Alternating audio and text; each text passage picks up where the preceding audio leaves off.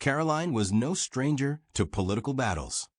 At 27, she had already endured intense election campaigns, public scandals, and even a failed run for Congress in New Hampshire. But tonight was different. She'd been invited onto The Late Show with Stephen Colbert, known for its sharp satire and liberal slant, after giving a controversial response at a press briefing regarding the Trump administration's connection to Project 2025. The press blew it up into a firestorm, and social media exploded with memes and angry commentary. Karoline knew this interview could either be her triumph or her downfall. She glanced at her phone.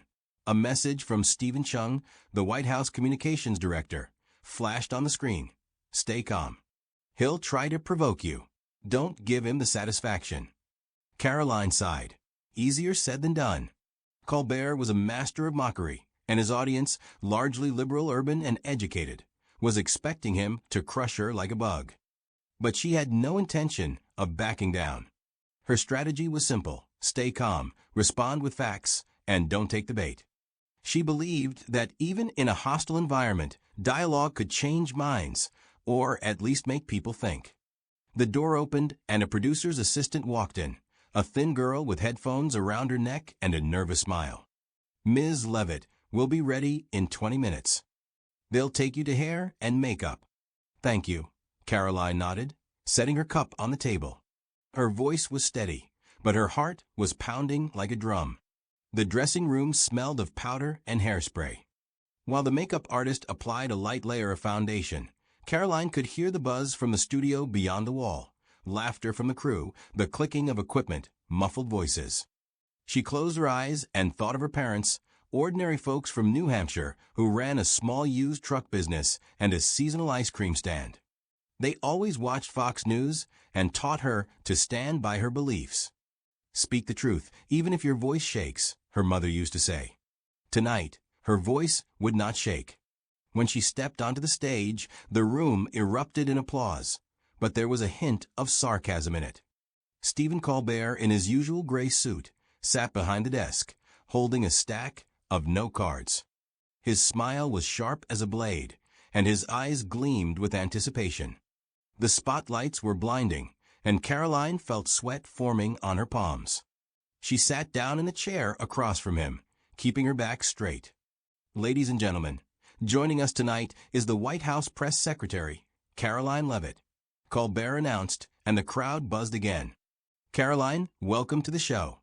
How does it feel to be in this nest of liberal hornets?" "Thank you, Stephen. I feel great," she replied with a slight smile. "I'm always happy to talk to people, even if we don't agree on everything." "Oh, that's sweet," Colbert leaned forward, his tone sharpening. "But let's get to the point. You said that Project 2025 has nothing to do with the Trump campaign. Yet there's video of you participating in their training sessions. So what is it, forgetfulness or a conscious lie?" The audience laughed, and Karoline felt the pressure rising. She could have snapped back, accused Colbert of bias, or walked off the set. But instead, she took a deep breath and spoke calmly, looking him straight in the eye. "Stephen, I'm glad you brought that up, because it gives me a chance to clarify. Yes, I appeared in that video before I joined the campaign. It was a general training on professional ethics, not a policy planning session. Project 2025 is an initiative by the Heritage Foundation, not a Trump blueprint. Our program is Agenda 47, and it's available on the President's website. I'm not hiding anything, I just want people to look at what we're actually doing." Colbert raised an eyebrow, clearly not expecting that tone. "So you're saying it's just a coincidence? Because it sounds like you're trying to distance yourself from something inconvenient." "I'm saying people deserve the truth, not rumors," Karoline replied. "I'm open to questions. What exactly concerns you about Project 2025? Let's break it down together." The room fell silent. Colbert hesitated. He was used to guests either blowing up or dodging the question. But Karoline sat calmly, her voice firm but not aggressive. She had thrown him a challenge he hadn't anticipated. "All right," he said, flipping through his cards. "Let's talk about what Trump and Musk are doing with federal workers. This letter, list your accomplishments or get fired, Is that politics or a reality show? Laughter rippled through the audience, but Karoline didn't flinch. It's about accountability, Stephen. Americans want their government to work for them, not the other way around. If someone can't explain what they're doing with taxpayer money, maybe it's time to reevaluate their role. You joke about bureaucracy all the time, don't you? Colbert smiled, but there was a flicker of irritation in his eyes. Oh, I love to joke. But when you say everyone's working as one team, while Musk and Trump contradict each other, it sounds more like a circus than a government. Every team has disagreements, Karoline countered. What matters is where we're headed. In 1 month, we've achieved more than the previous administration did in a year. People can see that in New York, in New Hampshire, in Texas. The conversation was gaining momentum, and the tension in the studio grew. Karoline felt the eyes of hundreds in the room, and millions watching at home, fixed on her. She knew Colbert wouldn't back down easily. He was preparing something bigger, something that could throw her off balance. But she was ready. Her goal wasn't to defeat him. It was to show that even in a den of skeptics, there was room for dialogue. Backstage, producers whispered to each other. One muttered, "She's holding it together better than we thought. This could go off script." Karoline didn't hear it, but she sensed the shift in the room. And as Colbert opened his mouth to speak again, she knew this was the moment that could change everything. Stephen Colbert leaned back in his chair, holding a cue card in his hands, his smile widening into something almost predatory. The audience fell silent, waiting for his next move. Karoline Leavitt sat across from him, her hands calmly resting on her knees, though she could feel her pulse quickening. The spotlights buzzed overhead, and the smell of heated metal from the equipment mingled with a faint taste of coffee still lingering on her tongue. She knew Colbert was preparing something big, and he didn't make her wait long. "Karoline," he began, his voice slow and theatrical, "you talk about responsibility, about Agenda 47, about how everything is transparent. But let's talk about what happened last week in the Oval Office. Our sources say you were there when Donald Trump and Elon Musk almost got into a physical fight over who should control the reform of federal agencies. They say you tried to calm him down, but Musk called you the PR girl, and Trump just walked out of the room. Is that true?" The audience erupted in laughter and murmurs. Karoline felt heat rising to her cheeks, but her face remained composed. It was a low blow, not because the story was true, but because it had been fabricated so masterfully that disproving it live on air was nearly impossible. She knew there had been no fight. Yes, there was a tense discussion in the Oval Office last week. Musk had insisted on radical cuts. Trump wanted to retain control, but it ended in compromise and a handshake. Karoline had been there, taking notes, even joking with Musk about his Twitter obsession. But Colbert had twisted it into an absurd drama, and now millions of viewers imagined her in the midst of chaos. She could have shouted that it was a lie, could have accused him of manipulation. But instead, Karoline took a deep breath and smiled, not a forced smile, but a genuine one, like she'd just heard a funny joke.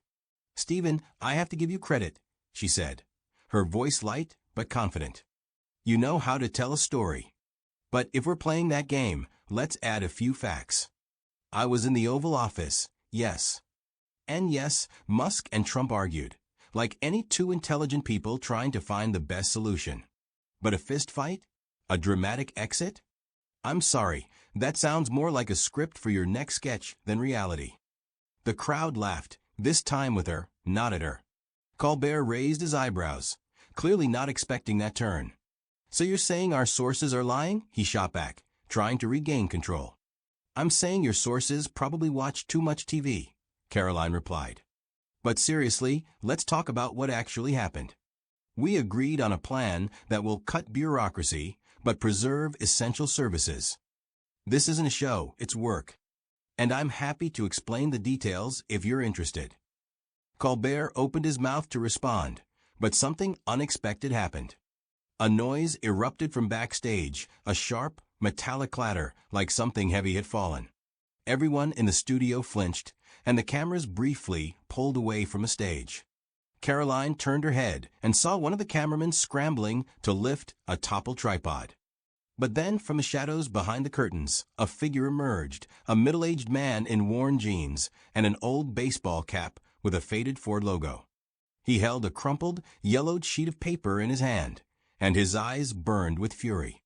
"You're all liars," he shouted, his voice trembling with emotion. "You talk about government, about taxes, but no one tells the truth about what they've done to us." Studio security rushed toward him, but the man managed to take a few steps toward the stage before being grabbed by the arms. The audience buzzed, someone screamed, others pulled out their phones to film. Colbert stood up from his chair, looking bewildered. Hey, calm down," he called. "What's going on?" Karoline also rose, her eyes locked on the man. He looked like someone from deep America, not from New York or Washington, but from a quiet town where people lived paycheck to paycheck. His hands trembled as he struggled against the guards. "I'm Joe Wilson from Cleveland, Ohio," he yelled. "My brother died because of your laws. Because of your bureaucrats who do nothing. And you sit here laughing and lying." The guards began to drag him away, but Karoline suddenly raised her hand.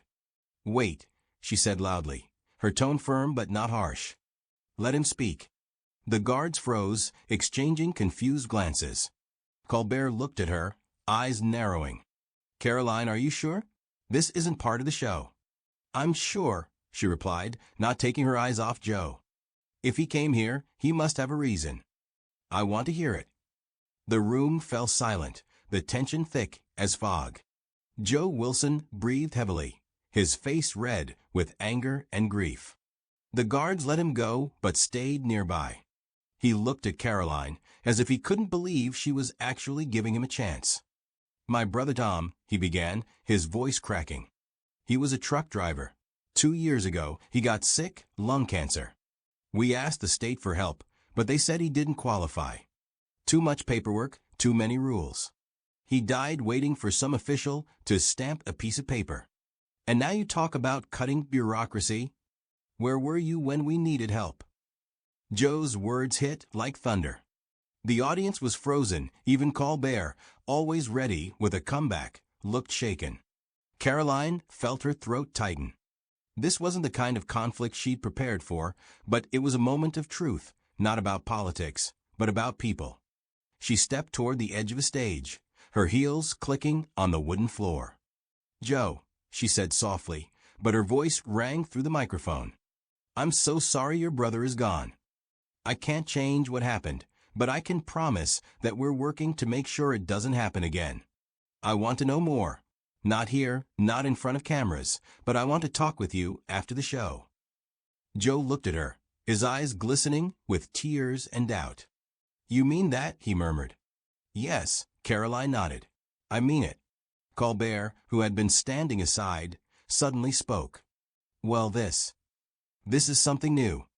Karoline, you just turned my show into reality TV. I'm not sure whether to thank you or call for more security." The audience laughed, but it was a nervous, unsure laughter. Karoline turned to Colbert and smiled. "Sometimes the truth shows up where no one expects it, Stephen. Maybe that's what your show is really for." He shook his head, but there was a flicker of respect in his eyes. The cameras were still rolling, the audience murmuring, and Joe Wilson stood clutching his crumpled paper like it was his last connection to his brother. Karoline knew this was just the beginning, and that after tonight her life, and maybe even Colbert's show, would never be quite the same. The studio lights at CBS dimmed as the show went to a commercial break. The hum of the audience quieted to a low whisper, and the scent of hot metal and coffee blended with the sharp aroma of disinfectant someone from the crew had used to wipe Stephen Colbert's desk. Karoline Leavitt stood at the edge of the stage, her gaze locked on Joe Wilson, still held by security at the elbows, though he was no longer resisting. His crumpled sheet, a letter, she guessed, lay on the floor. She could see his fingers trembling, as if he wanted to pick it up but didn't dare. Stephen Colbert walked over to her, hands in his pockets. His usual ironic smile had shifted into something more reserved. "Karoline, I don't know what you're up to, but this is either genius or madness, he said quietly, so the cameras wouldn't catch it. You really want to talk to him? Yes, she replied, eyes still on Joe. This isn't about the show, Stephen. This is about what's really happening. He shook his head, but curiosity flickered in his eyes. All right, but we're not done after the show. I've got a few questions about Musk I didn't get to ask. I'll be happy to answer them, Karoline smiled. If you're willing to listen. The commercial ended, and Colbert returned to the desk, announcing that the show was back. But the tone of the evening had shifted. He no longer tried to corner Karoline. Instead, he asked about her plans to simplify government processes. She answered clearly, with facts, and the crowd that had initially buzzed with skepticism began to applaud. Joe was taken backstage, but Karoline knew their conversation was still ahead. When the show ended, she removed her mic and walked toward the green room. Joe was waiting, seated on the couch, holding the same cup of coffee she had left before the show. His baseball cap sat beside him, revealing graying hair, and his eyes were red with tears he had tried to hold back. You said you'd talk to me, he began, his voice hoarse. I don't trust politicians. But you didn't brush me off. Karoline sat across from him, her posture open but not overbearing. I didn't brush you off because you came here for a reason. Tell me about Tom. What happened? Joe inhaled deeply, as if gathering strength, and began to speak. His brother Tom had been a long-haul trucker, hauling freight through Ohio and Pennsylvania for 20 years. 2 years ago, he was diagnosed with lung cancer, caused by decades of breathing in exhaust fumes. He turned to a state health care program, but bureaucracy delayed everything. He needed documents he couldn't get because he'd lost his insurance after a company layoff. Tom died in hospice, leaving Joe with debt and a crushing sense of helplessness. I wrote letters, Joe said, pulling out the same crumpled page. To congressmen, senators. No one replied. Then I saw you on TV. You were talking about cutting bureaucracy. And I thought, maybe this is my chance. Karoline listened without interrupting. Her throat tightened as she imagined Tom, a man with calloused hands and a quiet voice who just wanted to live. She knew she couldn't bring him back, but she could do something more.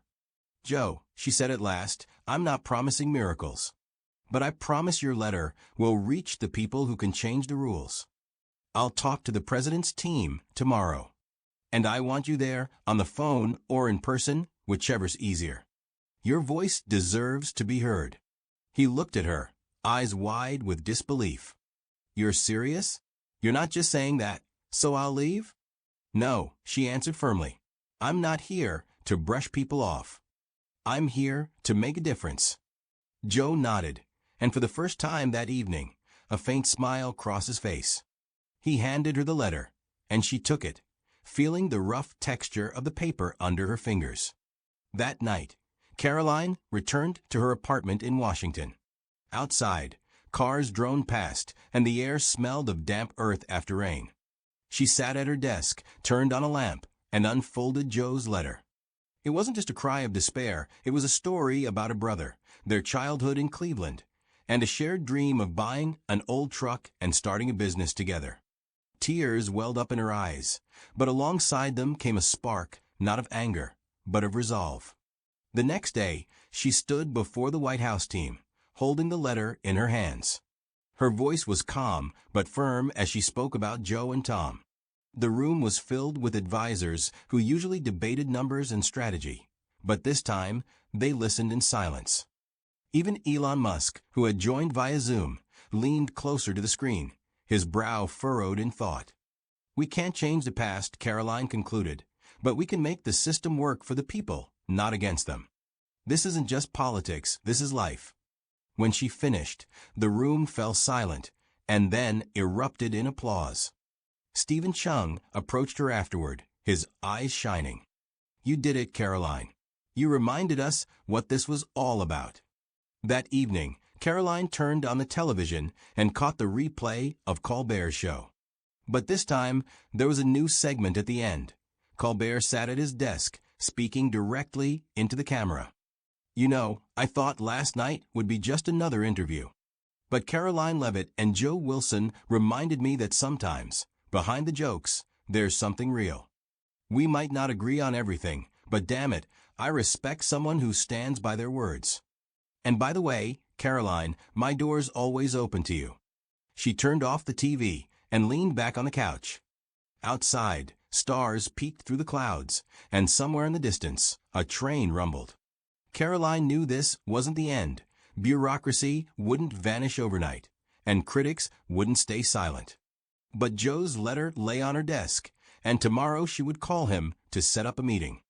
It was a small step, but it felt like a victory, not just for her, but for everyone waiting to be heard. She closed her eyes and smiled. The world hadn't changed overnight, but it had started to move, and that was enough.